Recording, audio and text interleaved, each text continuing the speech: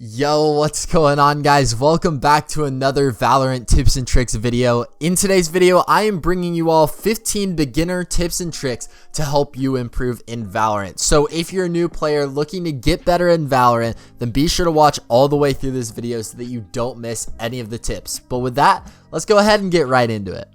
Our first tip in today's video is forcing up after you win the pistol round. I see a ton of new players saving after they just won a pistol round, and it makes no sense. You cannot do this because you have a credit advantage over the other team. They will only have enough credits to buy pistols this round, so you can make the most of your advantage by at least buying armor. This way you have a health advantage as well. I personally like to fully buy these rounds and just bet on winning this round too. I buy a bulldog and heavy armor along with all my abilities. This makes it so that only a sheriff can one-tap me, and I personally really like the bulldog, so I can get a few kills here and there. Then, once I die, I purchase the vandal and move on from there. But if you can get a good cheap weapon that you like other than the phantom and vandal, then you will be able to purchase heavy armor and hopefully win that second round as well. The next tip that I have, which I'm still working on, is to aim for heads. You can make this way easier by just keeping your crosshair at head level. In Valorant, headshots do so much more damage than body shots. If you can get a headshot with a vandal or a phantom, you automatically get the kill. So you need to work on keeping your crosshair at head level so that right when they go into your crosshair, you can shoot and kill them. So speaking of crosshairs, the next tip that we have is to play around with your crosshair. Having a crosshair that you like can help improve your overall aim. A crosshair is mainly preference, but there are some things you can do to make sure that you have a good crosshair. For one, make sure you can see what your crosshair is pointing at. Having a black crosshair is probably not a good idea because you can't see what it's pointing at. You want something that can contrast with the environment and enemies so you can easily find those sweet frags. Crosshairs might be preference, but winning rounds is a necessity in Valorant. There will be a lot of times that you end up in a clutch situation and don't know exactly what to do. First off, stay decisive. Make decisions and stick to them. You won't win every clutch, but this will improve your chances. Next, do things that will add pressure to the other team. If you're going to defuse a spike and there's still one person alive on the other team, maybe tap the spike so that the last person hears the audio cue and pushes. After you tap the spike, you can then watch out for this enemy and kill them as they push.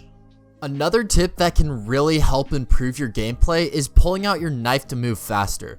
Most people know this, but what they don't know is even when you're walking, you can pull out your knife to fast walk. You have to be careful with this tip though, because if you run into an enemy, you won't have your weapon out to shoot them, so only use this tip whenever you are sure you won't find any opponents. One of the most important parts in Valorant is sound. If you listen carefully, you will be able to tell the position of your opponents before you are even able to see them. Keep this in mind whenever you don't want your opponents to hear you. Take the extra time to walk so that they don't hear your footsteps from miles away. If you look up at the minimap, you'll be able to see a ring around your player, showing the radius where other players can hear your footsteps. Speaking of the map, you can also get other information from it. If you have a teammate located on the other side of the map and they see an enemy, then on your map, you'll be able to see the enemy too. And you can also tell if they have the spike or not from a symbol that they're carrying it. Another awesome thing you can see is more information about abilities. Let's say Sova uses his recon bolt, then you're going to be able to see the exact area that can be revealed.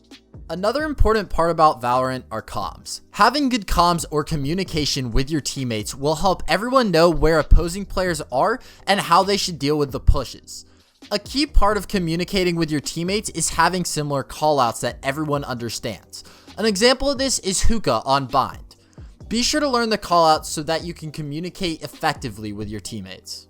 In a game like Valorant, economy is a huge deal. Knowing what you can buy next round controls what you buy in the current round. Luckily, Riot Games added a section in the buy menu that tells us the minimum amount of credits that each player will have at the start of the next round. Keep in mind that in order to purchase a Vandal and Heavy Armor, it's going to cost 3,900 credits.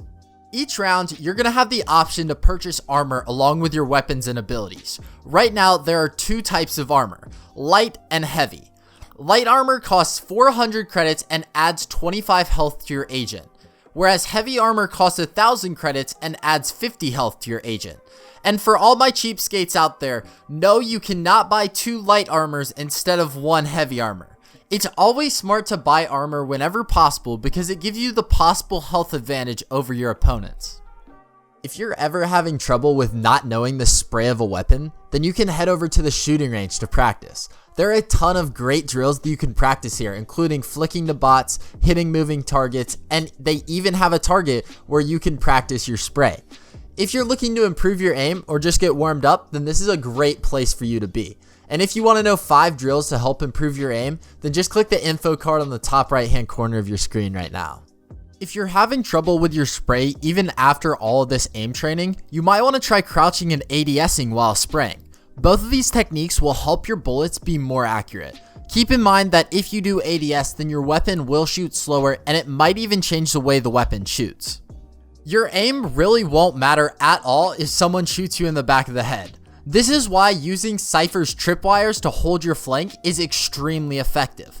Placing these tripwires behind your team before you push allows all 5 of you to focus on the main objective, tapping heads.